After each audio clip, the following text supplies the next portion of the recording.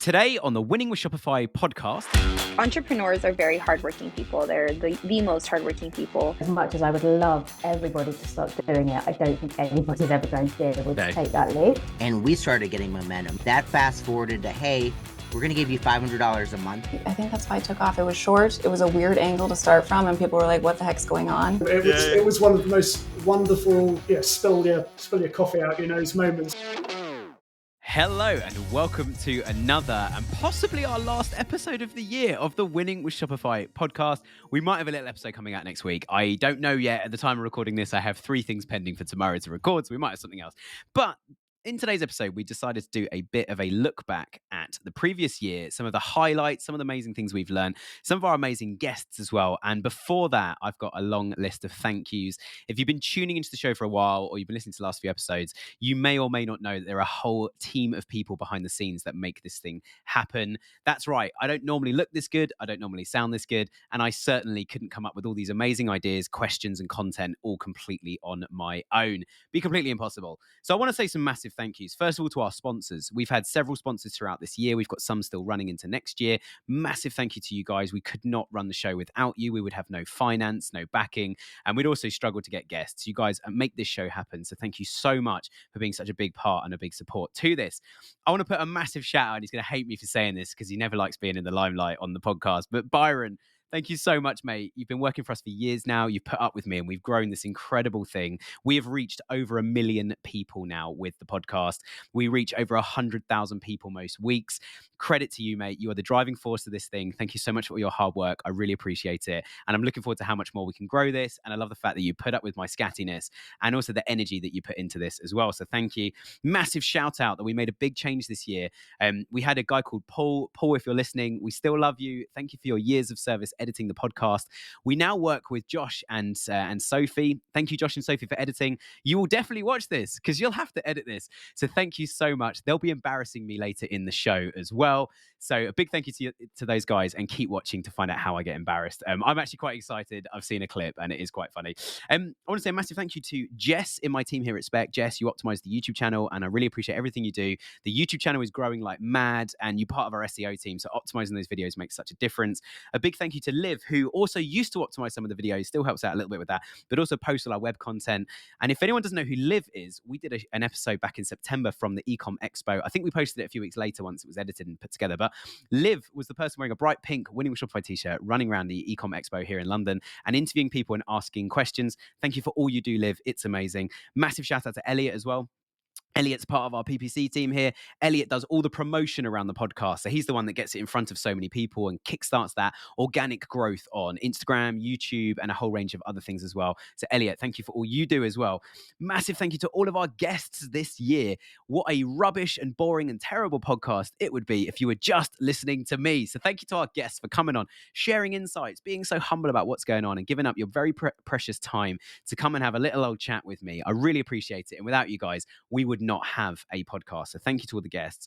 I want to thank everyone that's part of our Growth Hub community. We launched the Growth Hub this year, which is so awesome. At the time of recording, I'm literally attending a roundtable session later. We've got tens of people signed up to that. I'm so excited to meet you guys and talk about some of your issues and get to know you all a little bit more as well. If you want to join the Growth Hub, here's another plug. Go join the Growth Hub. It's free. It's amazing. We're evolving it. Go and join it. It may not be free forever, so go and get involved. Some of our newest members will vouch how amazing it is, and we put some testimonials on the page as well. You can see how much it's helping impact people's businesses. And again, it's free and it's fun, so come and get involved. And finally, all of you guys, there is audio hitting your ears right now. There may even be images hitting your eyes if you're watching this online.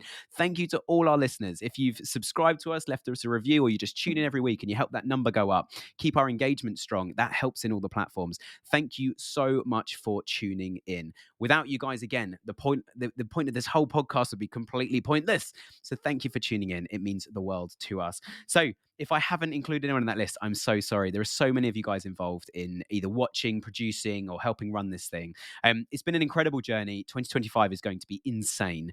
We have such big ideas of how much we want to grow this, what kind of content we want to bring you guys, and some of the other extracurriculum things we want to do outside of the podcast as well. Our YouTube channel is going through an evolution next year as well. We're going to put so much more cool content outside of podcast on there as well. So if you haven't already, go to YouTube, hit subscribe. At the time of writing, we are 3 subscribers below 1,000. And we've gained those 1,000 in just, I think it's about 4 months. So we are growing. Thank you, everyone. So before I start crying with all the sentiment that I've been sharing this morning, what are we going to be doing today? Well, today I've got the best bits. We've gone through, Byron and I, and had a look through previous episodes and picked out some of the most important things that happened throughout 2024 that was shared on the podcast, some of our most important guests.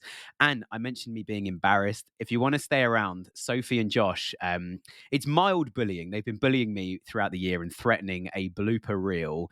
That blooper reel is on this episode and it will be here later. If you're listening to this rather than watching it and you want to actually see what's going on, I highly recommend you go and watch it because there's quite a few graphics on the screen to explain what's going on. I hope you guys enjoyed today's episode. If we don't talk to you or with you or have any communication with you before next year, have the most incredible holiday season and Christmas break. I wish you all a very Merry Christmas. Have an amazing New Year and we hope to see you again next year. Thank you again to absolutely everybody. I hope you enjoy these flashbacks and I hope you enjoy the blooper reel. Merry Christmas. How hard would you say it is for brands though to avoid that discounting? Like how tempting is it for them? I think we have to be honest. You're never going to be able to move away from it entirely, but you can decide who you're going to give it to. Yep. And I think you literally just hit the nail on the head there. So yes, you probably, if you want to win on Google Shopping or on Instagram, you're probably going to have to apply that discount for your first customer. Does it have to be an enormous discount? Possibly not. I think we maybe go slightly too far there, but you will potentially have to use that discount to draw someone in the first time. But that doesn't mean you have to use it every time thereafter. Yeah. I think it's super important to not condition people to expect that 25% off from you every time. And the loyalty program just gives you a vehicle for offering something different. It may still, as you say, it may still be 15-20% off, but in a different guise. Yeah. But as soon as that person comes back for a second purchase, they're worth more to you. By the time you get to third or fourth, a loyalty program member will purchase almost 3 times more regularly than a non-member. So you're going to recoup that cost. So unfortunately, discounting is a necessary evil. I think as much as I would love everybody to stop doing it, I don't think anybody's ever going to be able to take that leap. But only do it the first time, or potentially if you've got somebody that if you've identified when people churn, maybe it's after purchase 5 or 6, that's your major drop-off point. Bring them back in then, but try to sort of wean people off them in between, I think is the answer. Yeah. Let's get them back in because they already know who we are. And the longer it is between orders, the colder they're getting. So we need to kind of get them back quickly and see what we can improve with it. Yeah. The win back and the post purchase flows have been a big focus for me the past year. We've lifted our repeat customer rate from like 6% to 13%. Wow, it's really over hard. Double. Yeah, it's really hard for us because someone buying a set of shocks, they're not going to buy it again for 3-4 years usually, and so you'll be lucky to get that purchase way down the line. And so we've started expanding our catalog and adding on more auxiliary items, accessory items to bring them back within a week or 2 weeks, or like you said, bring them back as soon as possible while they're still in love with your brand, still know your brand. So the win back, the post purchase, those kind of things that to incentivize getting those customers back.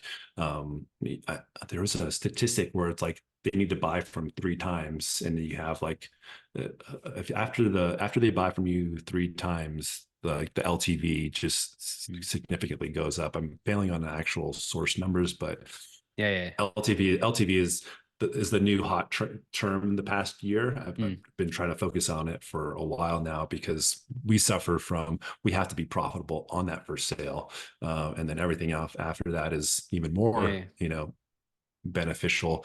There's a lot of businesses out there that are like, we'll break even on first sale and hopefully we win back over the lifetime. We make a loss ourselves. A lot of subscription businesses, it's like month 4. They aim to make profit. I know I'm the guy that's convinced some of them to do it when I've looked at the numbers and said, most people stay with you for well over a year on a subscription. It's like 98% of them are still here a year later.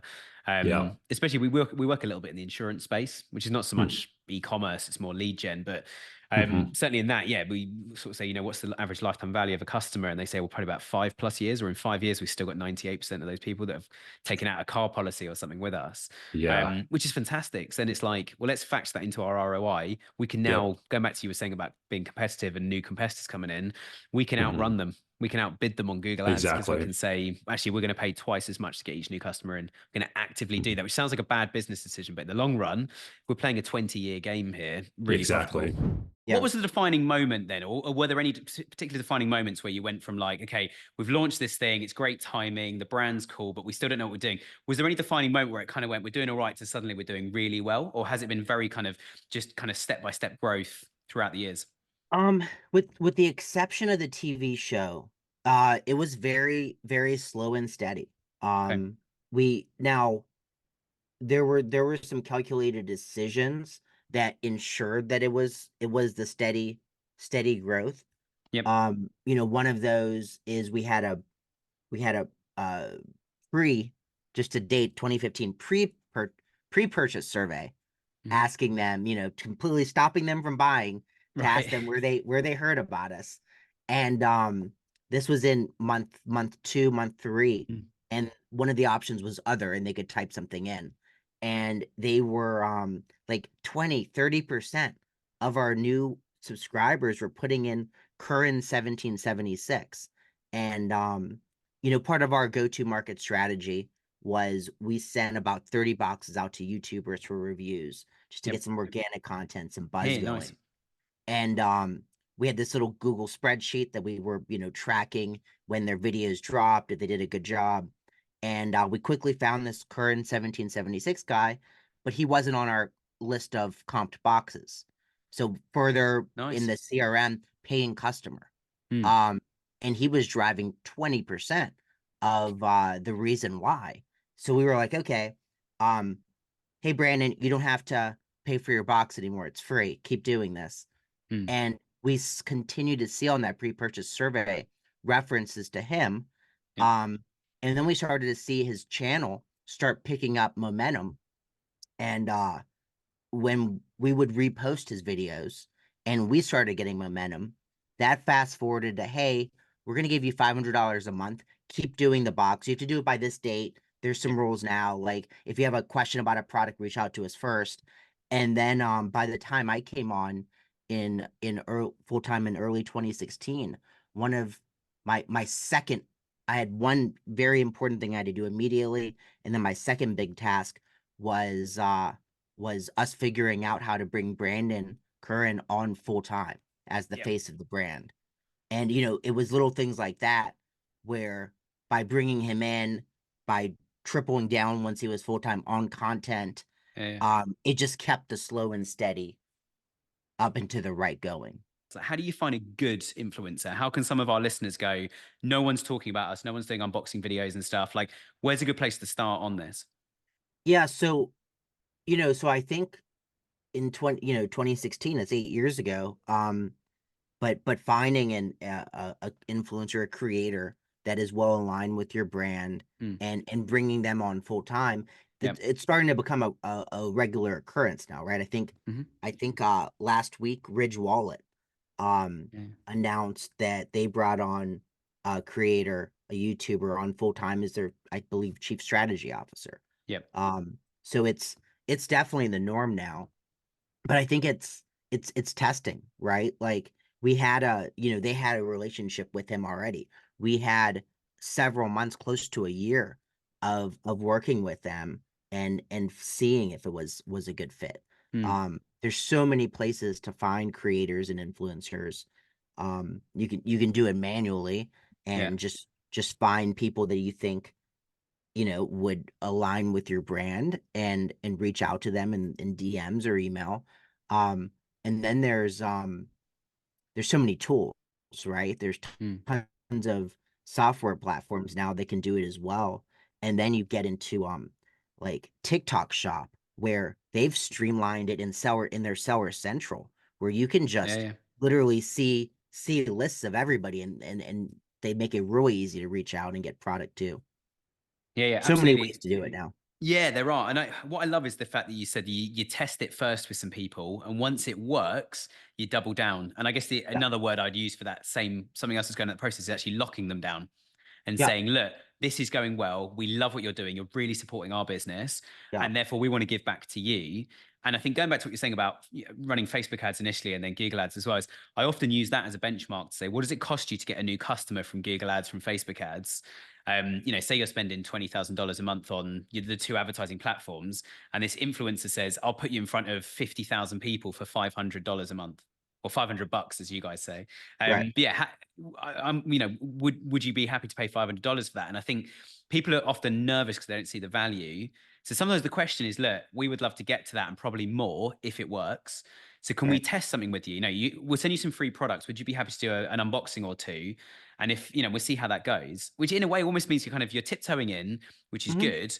And they've now Yeah. got an opportunity to say, actually, yeah, I can deliver. I can drive loads of sales through your store. And if I do that, you're going to start paying me more. Like, it's a win-win. Would you say at the moment TikTok is probably like the biggest and best social platform? Would you say there's any others out there? Is there any that you're posting on, watching, see if they grow? Are there any that you just won't touch anymore? Like, what are your thoughts on the kind of whole social landscape for your business?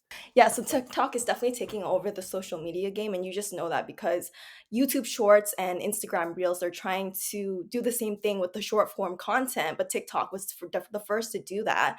And it just pushes new videos to like viewers without them having to search for it, like for the For You page, which is really nice.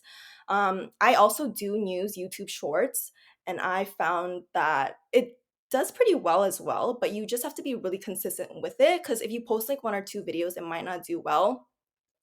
But if you continue to post, you'll gain some traction. Even with the lash prank I did on TikTok, I also posted that on YouTube Shorts, and it did very, very well too. And you're reaching like a new community on there. I also gained a lot of like my following from YouTube Shorts from that video, which is really nice. Um, and also with Instagram Reels, a few years ago when it was new, they were really pushing out the Reels to people. So when you posted a Reel, like you would gain a lot of following and stuff like that. But now I find that it has slowed down a lot. So TikTok, I would say, is number one. Amazing. What, I guess in your experience, I know you kind of 2.5 years into this. In your experience, like what determines, do you think that like to make a video go viral on kind of Instagram, TikTok, where do you think the algorithm goes like, okay, this is some really good content, I'm going to push it to everybody? Well, sometimes I have no idea. But Me neither, yes. I think most of the time it's when you have something that's really eye-catching in the start. Like sometimes I like to start my process videos just like in the middle of a process, so it just grabs someone's attention, or I put a title on it. I think with the ceiling painting video, it was because I'm, the views from like below and it's looking up at me, and I was just painting it. I had these taped lines on my ceiling because I painted like a bunch of different colors going up onto it. So it was just like a weird thing to see. And it was a short video. I meant to post it as a story on TikTok. And because of that, I think that's why it took off. It was short. It was a weird angle to start from. And people were like, what the heck's going on? And so they stayed, and that just pushed it to a bunch of people. Yeah, I've certainly been sold to by loads of videos going like, hey, you can make your grass look really cool on the edges by trimming them like this. And like, I need that product. Or like, I'm going to try that with my strimmer, see what results I can get on the grass in the garden. But yeah, I think I think it's going back to what you said earlier. People are fascinated by how it's made, like where things actually come from. I also love those. I don't know if you've seen them recently, but it just reminded me of the when they put stuff in hydraulic presses. So they put like a load of Skittles in, and then they press them, and all these like this rainbow just pops out of Skittles. Yeah, and stuff. I love And people are fascinated, but they always build it up, don't they? It's always like Skittles, hydraulic press, down it goes, and then it cuts. And it's like, hey, it's such and such laboratories, we're doing this, and this, and you're like trying to skim I would forward, be like... so mad. No, okay, I don't like that marketing. No, it works, but it is really frustrating. But yes, but I'm like, I want to see that being squished, Yeah. So I guess, have you got any advice then to like a bigger brand from where you are? So someone's been running like 10 years, got a whole team of people, big warehouse products. What are some of the things you think that really start to get people to tick? Like, let's take a more traditional product, like say you were selling, I don't know, lighting for homes, like table lamps, floor lamps, stuff like that. What kind of videos to do with that do you think would really start to get some traction on TikTok versus what a lot of brands do? That's just, here's another video of a product being turned off, turned on, and it's like, why would I watch that? I think showing how it can transform a space, especially with lighting. Like I hate ceiling lights. I don't know how you feel about them. My sister loves them. She's crazy.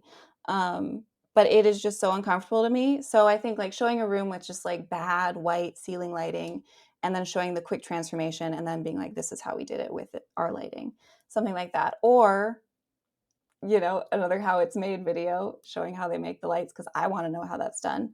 Or just even showing a little behind the scenes of the people that work there, because then you feel more connected to this brand as a customer too.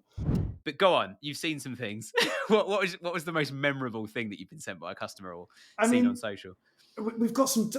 One of the wonderful things about our customers is that they are very loyal. And they are very passionate about their products, and so they'll tell us as soon as they, in no uncertain terms, if they're unhappy, which is absolutely great, because that's what we want to hear from them. You'd rather know. You'd definitely rather know. But also they proactively tell us when something was great, and it gets me thinking. I can't remember the last time I actually just told a brand, thanks for this, unless they've gone above and beyond and try to, but someone who but anyway, they send in stuff about them enjoying their product, and we've had. So in our advent calendars, we have these sort of smaller packets. Obviously, they've got to be small because they've got to fit in the little advent doors.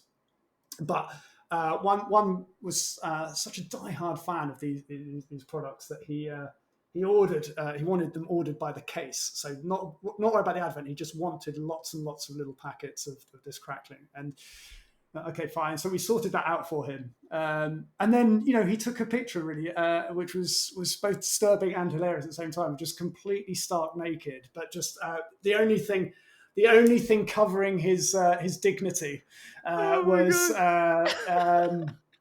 I don't mean to insult him. It was a small packet of crackling, but all I'm saying is it was the only thing that was covering his dignity. And God love him. It was one of the most wonderful sort of spill your coffee out, those moments where you're like, okay. As head of marketing, your work here is done, George.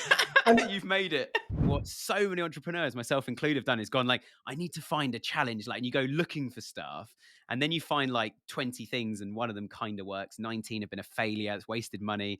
But actually, you kind of fell into it. It's like, how did you go from like, okay, social media is taking off? Like, how did it take off? What platforms? And how did you go from that to then, right, I'm now doing this for other people, like just customers, people I don't know? Well, it's so hard to attribute. Like, entrepreneurs are very hardworking people. They're the most hardworking people. And I don't want to take away from the hard work that I've done over the years, but I also have to acknowledge the amount of pure luck that I've had and support that I've had from word of mouth of people. And then I did get lucky, whether that's going viral or, other experiences that I'll get into. But the first, big strike of luck business lottery win was I first started doing my grad caps, and I opened, a separate Instagram for them because I was making crafts. I was making everything under the sun. And I decided to make a page solely for grad caps. And it wasn't even a month in when Instagram, like at Instagram, contacted me and said, hey, spring's coming up. We saw your page and we have never seen anybody solely dedicate themselves to grad caps. Would it be okay if we feature you? And I was like, what do you mean feature me? And they posted my page on the main Instagram account that has 80 million followers. And overnight, after that post was shared, I had 25,000 followers and a 3-year wait list. So that I have to attribute to pure luck that, my page was found. But the thing is I had already had my established crafts business where I had the skills, I had the ability to take that luck and run with it and be able to fulfill orders. To ask a really difficult question, and it was on our list, I'm pleased to say, but I think it's a really difficult question and something that brands would be delighted to be in this situation. What happens if they get halfway through peak and they run out of stock? So the demand exceeds the supply. What do they do? Yeah. What happens next? Yeah. So obviously the hope is always that we've planned enough that doesn't happen. But, life is life. things go sideways. The two things that I really like seeing for businesses is allowing for back orders and pre-orders to happen. So acknowledging with the customer that you ran out of inventory and that you're getting more inventory in. And as long as you can be as transparent as possible, like, hey, this item is going to come in a month. Get your place in line right now.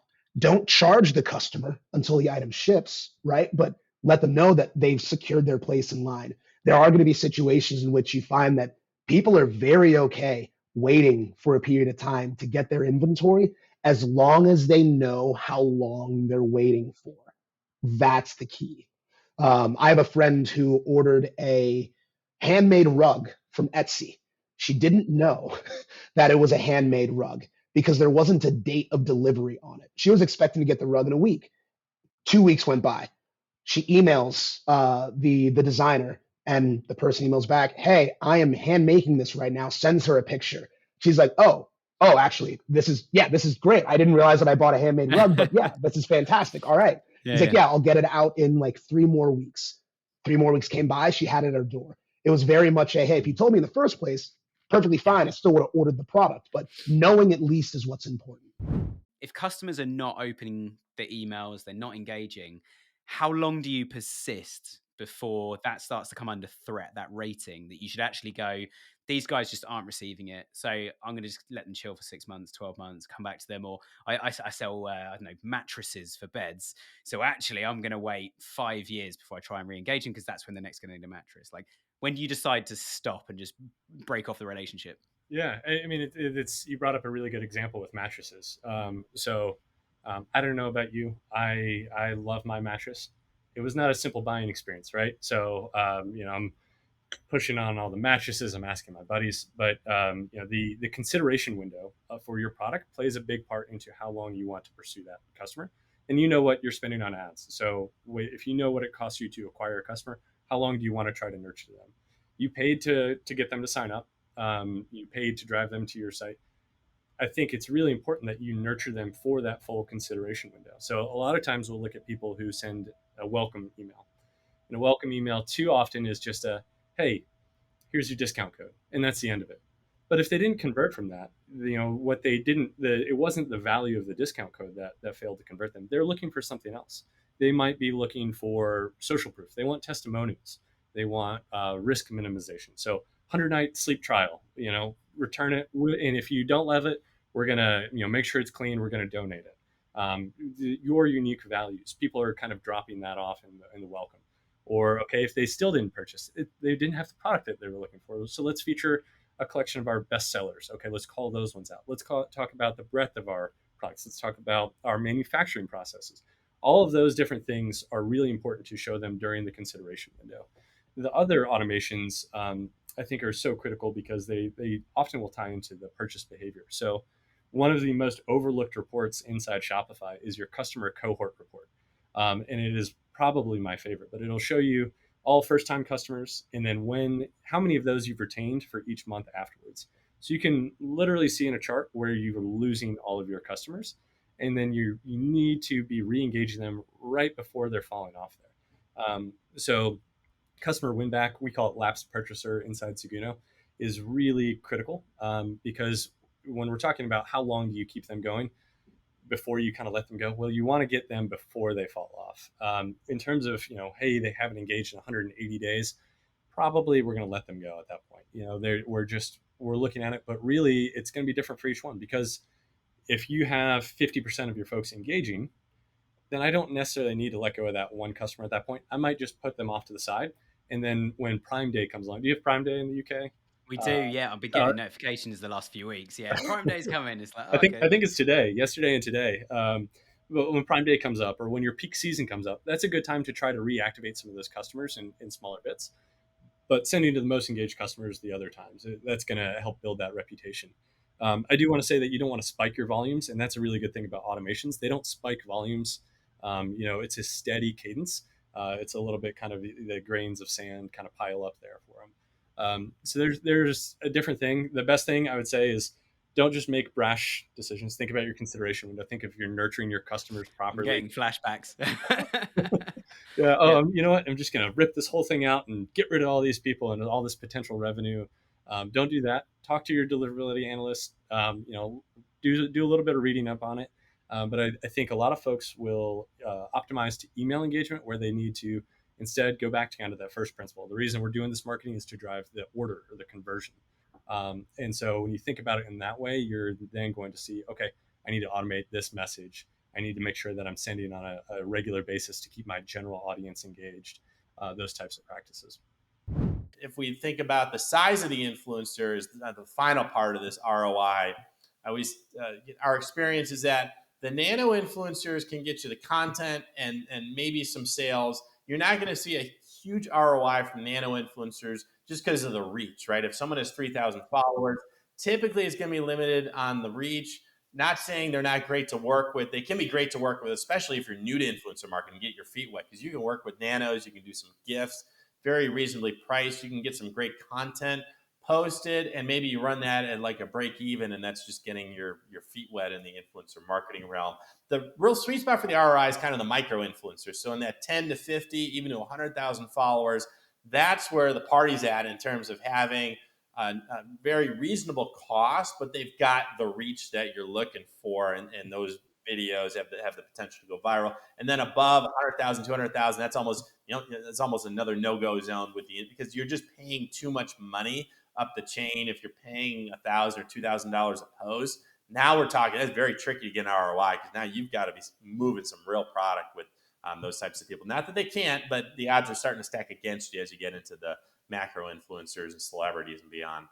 Yeah. And for anyone that's never heard Brett talk about this stuff before, you've just heard what I would argue is one of, and I don't say this lightly, I've been doing this nearly 18 years working in marketing.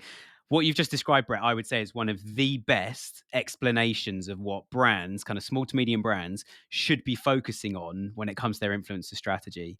I think there's too much focus on trying to get Kim Kardashian to wear or carry something or just retweet something and go, great, we had 1 million people hit the site, not as many orders as we expected, but it was still really good. And then we have nothing for 6 months. And it's like, it's just such a one-hit wonder. I love the fact that you're talking about that micro influencer space. I think is so important.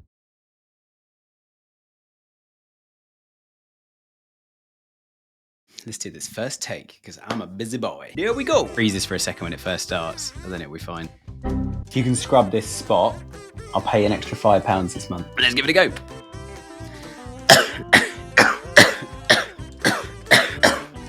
Cool. Take 5. Is it recording? Oh, it is. Cool. And it's going to start lowering up. Let me start again. You see, you can stay in. That's the same thing again, isn't it? So if you want to go and join it at the... so close. Let's start again. Anyway, what a note to start on. It's just me, mate. Yeah, enjoy. Cool. A cough. 2 coughs. It's great. It's Winning with Shopify. Quick stretch. Hello and welcome to another episode of the Winning. I just moved closer. Still close. And through the app, you can actually meet It's not an app, is it? That is. Oh, it is an app. Don't put that in, Josh.